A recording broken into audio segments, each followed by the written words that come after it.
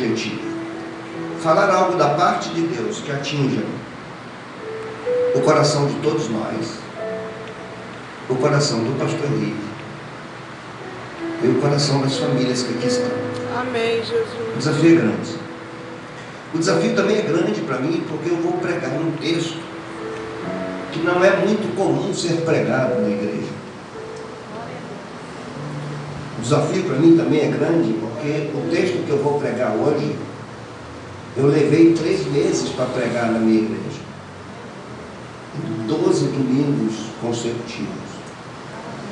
Eu tenho o desafio de falar em alguns minutos. Então o desafio é muito grande. E como já foi bem dito aqui, hoje nós já nos alegramos, já cantamos, já nos emocionamos. Agora não é hora de nós pararmos. E quem me conhece sabe. O que eu quero de você agora é que você preste atenção no texto bíblico. A forma de Deus falar eficaz, inerrante, é pela sua palavra, que Ele deixou para nós. E é essa palavra que eu quero expor com muito temor no meu coração. Porque a palavra que eu quero trazer para esta igreja, para o pastor Henrique, para a minha vida, para todas as famílias que aqui estão, é uma palavra que, como eu disse, atinge todos nós. Um texto importante, porém esquecido. Alguns pensam que as palavras que eu vou ler aqui, elas seriam palavras apenas para serem ensinadas nas classes dominicais. Eu quero falar dos 10 mandamentos hoje. Quero falar do livro de Êxodo. Quero que você abra no capítulo 20. Nós vamos ler do versículo 1 até o versículo 17.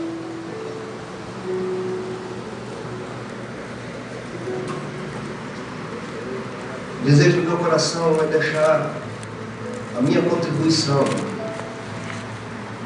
com o dom que Deus me deu, e é com muito temor que eu estou aqui desenvolvendo o santo mistério da palavra. O Senhor seja conosco. Êxodo capítulo 20, versículos 1 a 17. Então falou Deus todas estas palavras: Eu sou o Senhor teu Deus, que te tirei da terra do Egito, da casa da servidão.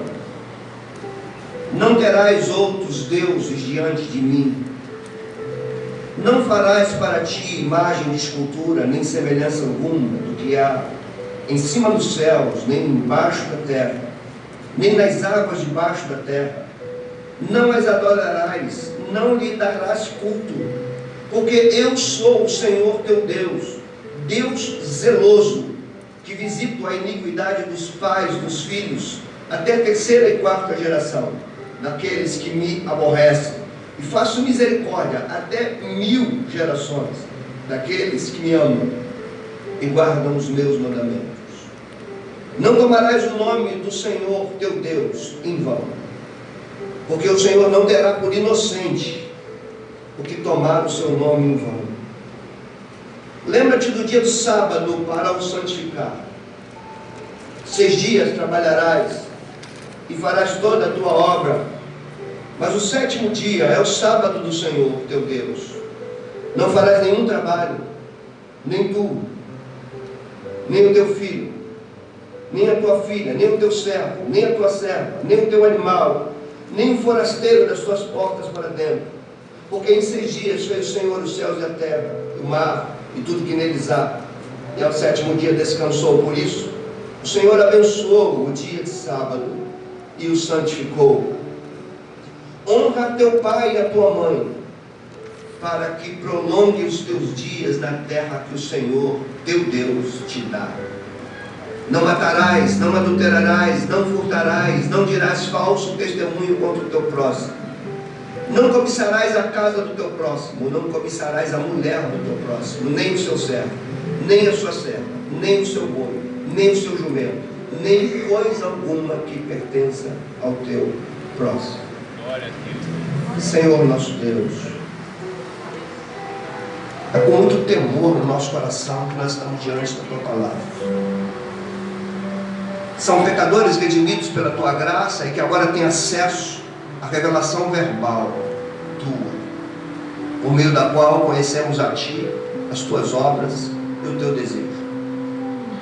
Senhor, eu me coloco em Tuas mãos com meu coração reconhecedor da minha limitação, da minha pequenez, mas também reconhecedor da Tua graça, da Tua grandeza, da Tua soberania e do Teu chamado para as nossas vidas.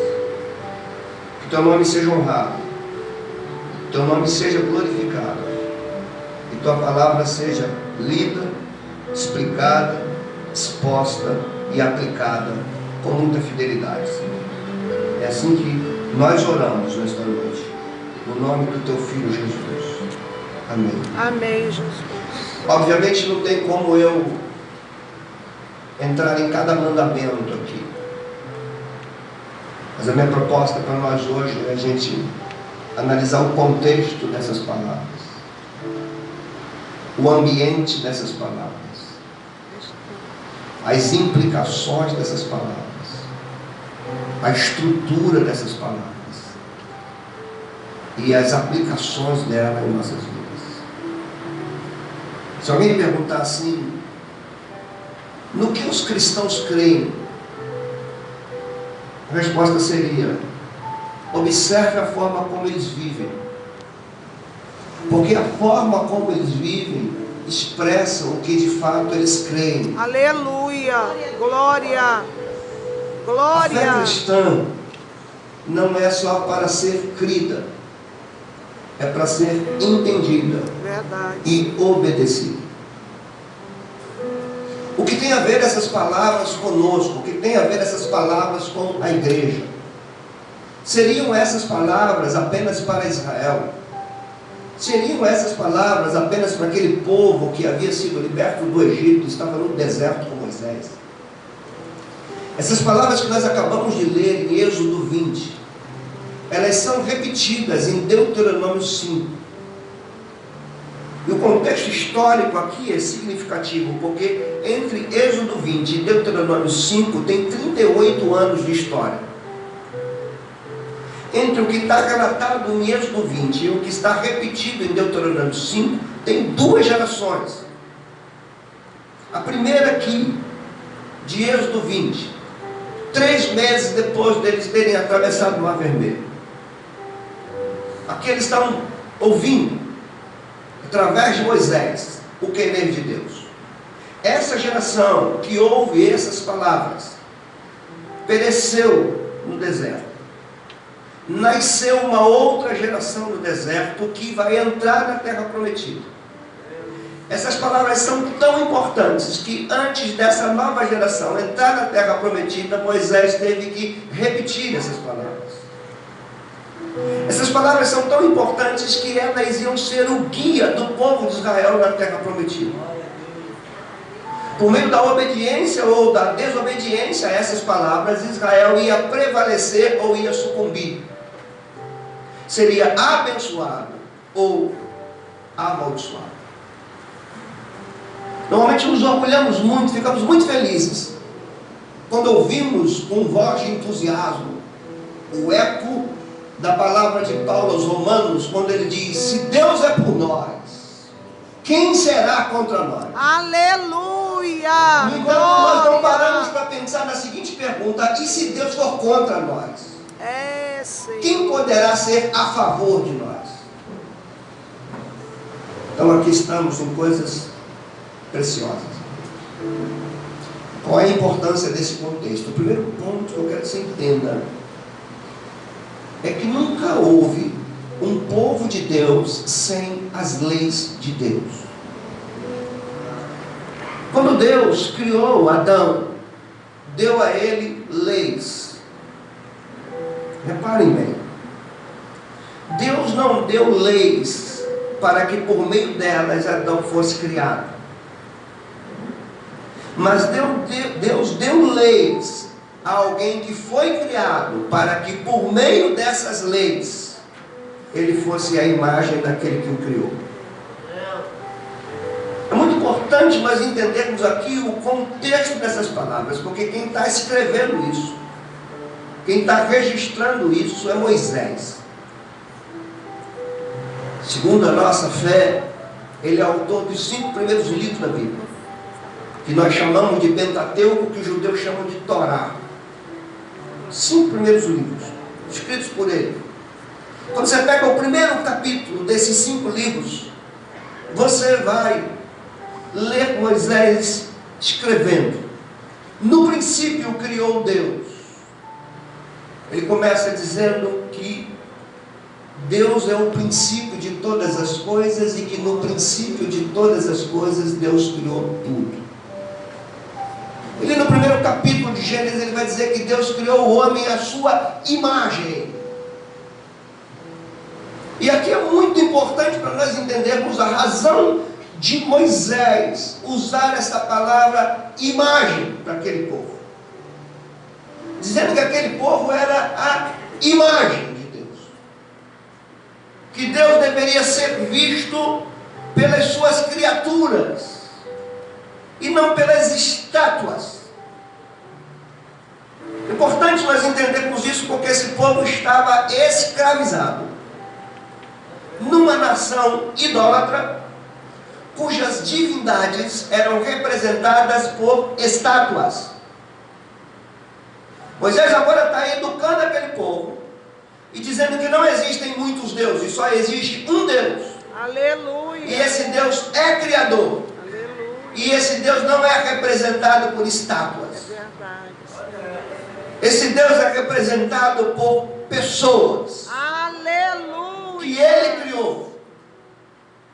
É importante o contexto dessas palavras, porque é o primeiro registro textual canônico.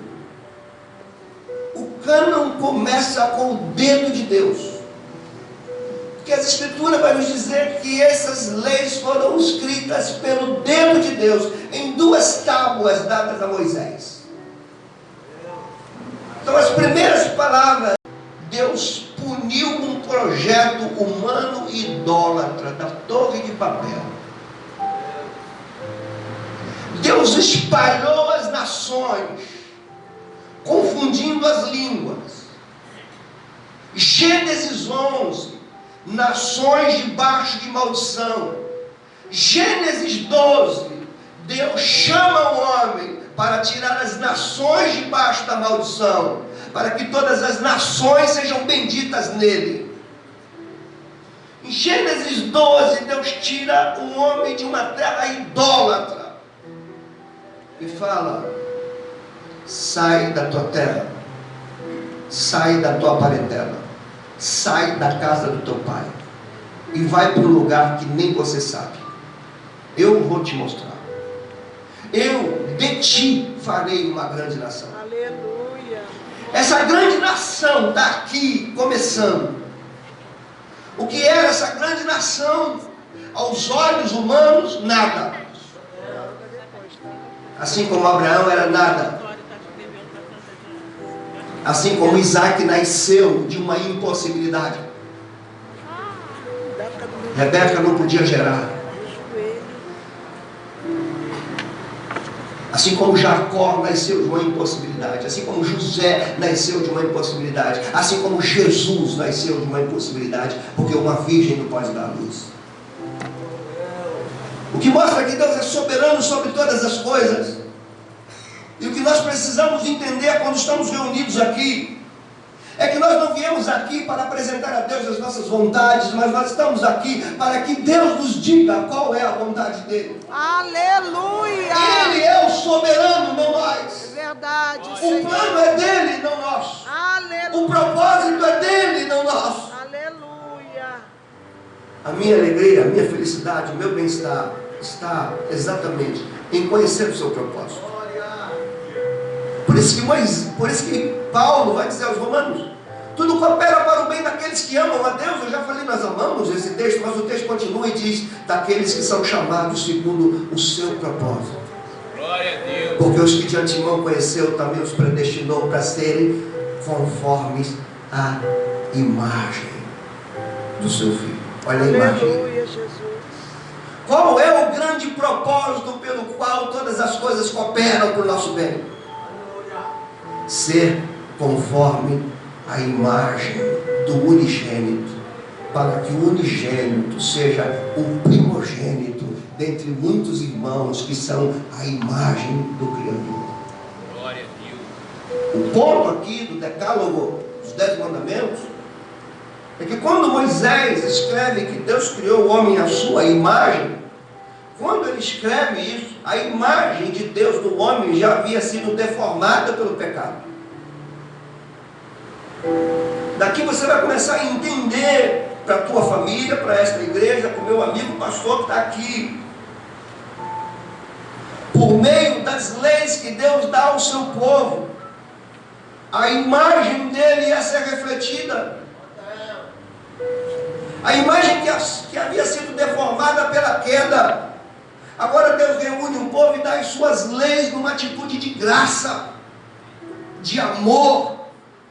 Ele dá as suas leis, e o objetivo dessas leis é para que aquele povo fosse a imagem dele, para que todos os povos à sua volta pudessem ver que o Deus Criador é o Deus de Israel e está no meio daquele povo, e é visto não só por aquilo que o povo falava, mas pela forma que o povo vivia. Aleluia! Todos os povos iam ver, e aqui, irmãos, dentro de uma teologia bíblica, você precisa entender a grandeza da revelação de Deus. Ele fala a Abraão: em ti serão benditas todas as nações da terra, através de uma nação, e ele agora cria essa nação, ele traz essa nação de um bando de escravos, ele dá essas leis a essa nação, ele envia essa nação para uma terra, para que todos que estão à volta daquela terra se rendam ao Deus dessas nações. Por isso que o salmista vai dizer: todos os povos te louvam, Senhor. Aleluia!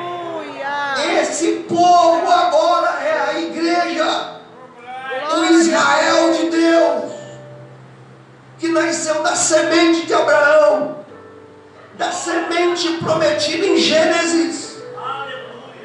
Quando a queda afetou a imagem, Deus falou: eu enviarei alguém do ventre de uma mulher para pisar na tua cabeça. Quando esse que vi do ventre de uma mulher chegar, a minha imagem que foi afetada pela queda será restaurada numa nova criação. Aleluia! Representada por um novo povo. Esse povo é a eclésia, é a igreja, um povo chamado das trevas para a luz de Deus, um povo para representar Deus, para mostrar Deus, para que Deus seja visto, não através dos nossos discursos, mas através da nossa obediência aos seus Aleluia! aos seus valores. Detalhe ainda do contexto dessas palavras. Nós costumamos achar como o relato da criação é uma historinha para nós contarmos para as crianças na escola bíblica. Contar para as crianças a criação, contar para as crianças os 10 mandamentos, fazê-los decorar. Essas palavras não foram dadas para crianças. Essas palavras foram dadas para adultos, foram dadas para famílias. E aqui está a razão de eu escolher esse texto. Deus deu essa palavra a um homem, a um líder. E hoje a gente está falando do aniversário de um líder. Deus dá essa palavra a um homem, a um líder, para esse homem líder dar a famílias de Israel. E aqui nós estamos falando de famílias desta igreja. Aqui é uma junção de igreja e família. As famílias representarão Deus à medida que compreenderem quem Deus é. Aleluia, Deus. E as famílias vão compreender quem Deus é se os líderes que estiverem aqui sejam fiéis àquilo que Ele revelou dele próprio. Porque nós não conhecemos a Deus pelas revelações carismáticas, nós conhecemos a Deus por aquilo que Ele registrou sobre Ele. Daí, você vai entender ainda dentro desse contexto, os 10 mandamentos que eu acabei de ler com vocês. Primeiro, esse ambiente aqui é um ambiente santo. Aleluia! Deus deu essas palavras num ambiente santo. O monte havia fumegado. Ninguém poderia chegar perto. O ambiente era totalmente santo. Deus se apresentou àquele povo e dizia: eu sou santo. Os sacerdotes traziam o nome de santidade. Quando você lê a carta de Pedro, você vai ver ele ecoando essas palavras: sede santo porque eu sou santo. Aleluia.